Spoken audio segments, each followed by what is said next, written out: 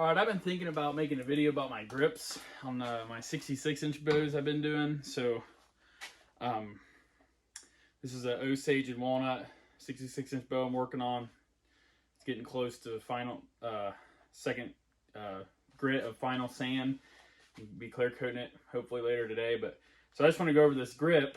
I've been putting like these flat competition recurve style grips on a lot of my bows. I'm a huge fan of these. I feel like there's a lot of reasons to run these grips, and they're hard. You don't see them a lot in longbows, on many longbows out there.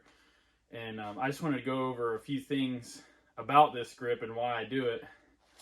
But first, let me throw a string on this thing. I got a string on here. I don't have serving on this string yet, but it'll work.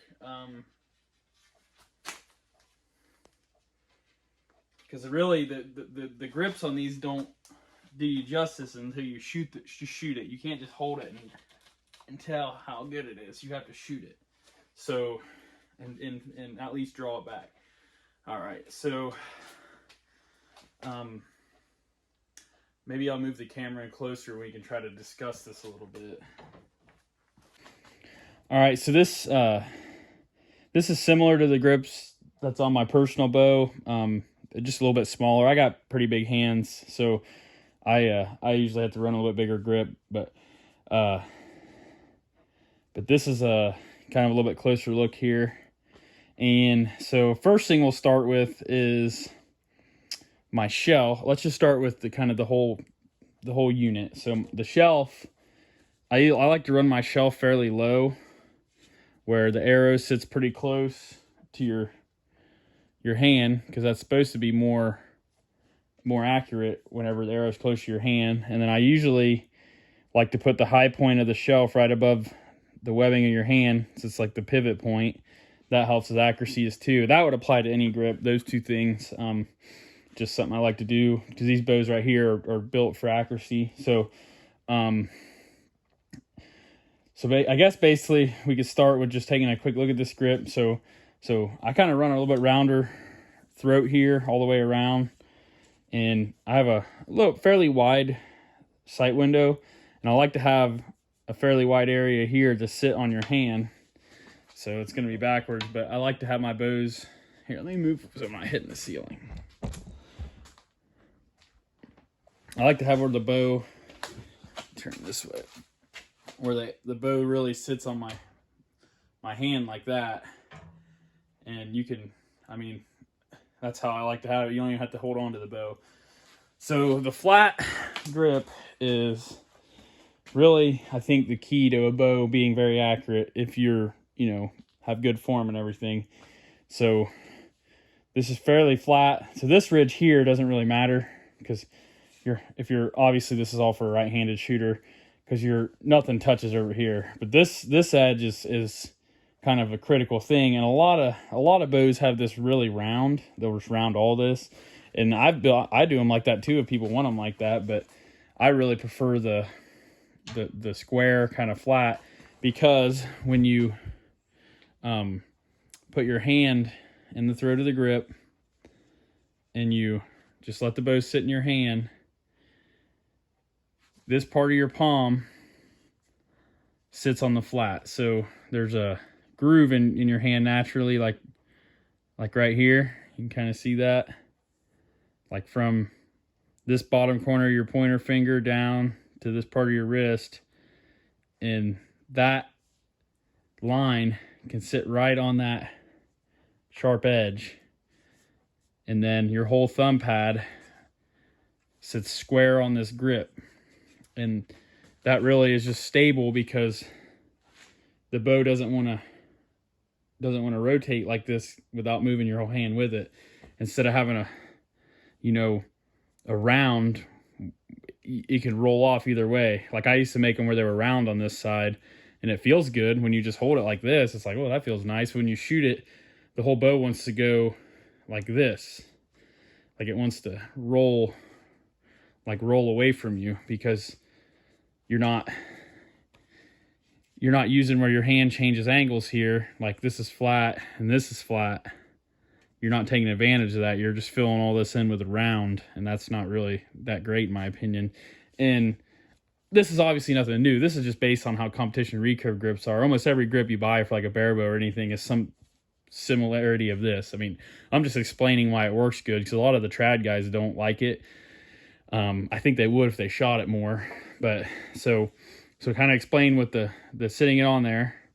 So, and I'm a bad like grip my bow guy. You're not, you should just let it sit in your hand. It's something I've been working on. But so if you just let this sit in your hand and I pull it back, that's when you start to know, you're like, oh, okay, I get it now. The weight, pretty much about 2 inches wide from the throat to here is mostly where your hand is. And that's the pivot point of the bow. So that really flat thumb pad's sitting on that, and it just pushes into there, and you don't even feel this anymore. Like this side of the bow, and then this is just to clearance your hand out of the way, like your throat clearance here. You shouldn't be putting any pressure on the side of your bow anyways. So it's basically where you can just push straight into the bow, like pretend like the tip of my finger was the pressure point. Like you're just pushing straight into the target, like through that. So when you set your hand on that and you have it relaxed, and I like to put a finger or two on the front of my riser. Everyone does it different, but you can shoot it open too. Let's just do it open for here. But like when you're open, like that's very stable. The bow doesn't want to move back and forth. I'm gonna turn around here. So like the bow doesn't want to move back and forth like this. Like it will when you don't have tension on it. When you get the full draw on it, it's almost hard to torque it. It's just flat, and that's really the benefit of it. So I'll kind of show you what my grip looks like and draw. So I'm a big proponent of like opening my hand like this and then just letting it settle with low pressure. Just try to not hit my ceiling. And then I draw back, aim, all that. But you can see there's no input besides my thumb pad, and that's what you want. Because then there's less input into the bow that could affect things. So I'm not saying you have to shoot this grip and everyone likes it. People have different shaped hands, different pressure points and everything, but I'm just explaining why I think that this style grip is the way to go for accuracy. And a lot of the more competition style shooters really like this grip.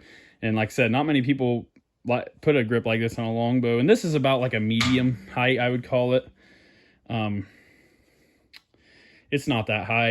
I built them quite a bit higher, probably another 1/4 inch higher slope or more. And I just, that's personal preference. I built them lower too. I built them where they were fairly low with the same flatness. It's just, that's all variable. You can get that with any grips, but I just want to kind of explain what the deal is with the sharper line here and the flat and all that. So I think that's going to be one of the things that sets my bows apart, is that when you pick it up, if you're a competition guy, like, I've shot bare bows, I want to shoot some longbows, but I don't really like these, D-shape, really small handle, light mass weight, like rounded flat grips. This is more of a recurve style grip on a a reflex deflexed longbow limb. So and then I'm going to zoom out here, and I'll draw this bow back from the side. You can see it just to get another visual here. I'll squat down a little bit. But see, there's my hand. Doesn't matter what I do with my hand, that grip just holds me. So that explains the flat grip, and I really think you should try it if you want to improve your shooting. Thanks for watching.